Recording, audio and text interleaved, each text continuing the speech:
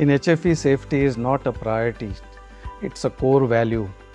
Because priorities in organizations may change with circumstances, business needs. When we are under pressure to complete a project, we may find we end up taking ridiculous risks that results in incidences. And this is not as an organization HFE would want. We want to ensure that each personnel working at HFE goes home safely and healthy every day. Thus, HFE emphasizes no one gets hurt. We have standards, policies and procedures in place keeping safety at the core, identifying the risks and hazards involved, and mitigation plans to eliminate these hazards and carry out the activities safely at site. Even while selecting vendors, they are evaluated for safety performance and issue safety guidelines which needs to be followed, which includes the procedures, policies and minimum requirement, and also the safety personnel required from their side to supervise and monitor the HSE requirement. Apart from vendors team, we have HFE team members closely monitoring and reporting as per the HFE guidelines.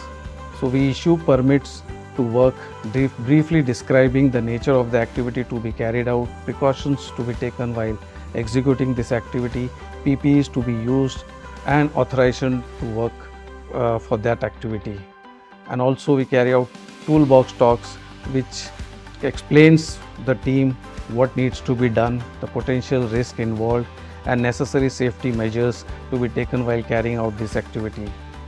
Various trainings covering various aspects of HSE are imparted to sites every month to all personnel working at site. Even at our construction site at Dhoni, we are ensuring that all our safety policies, procedures are adhered by the contractor and their employees.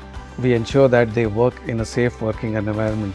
The key performance indicators related to HSE like unsafe act, unsafe conditions are captured and reviewed weekly basis by the site team and then discussed with the contractors, safety officers, and necessary corrective measures are taken at site. These indicators, these HSE indicators are reviewed at HO level by the HSE team regularly on monthly basis to ensure that all the safety norms are adhered at site.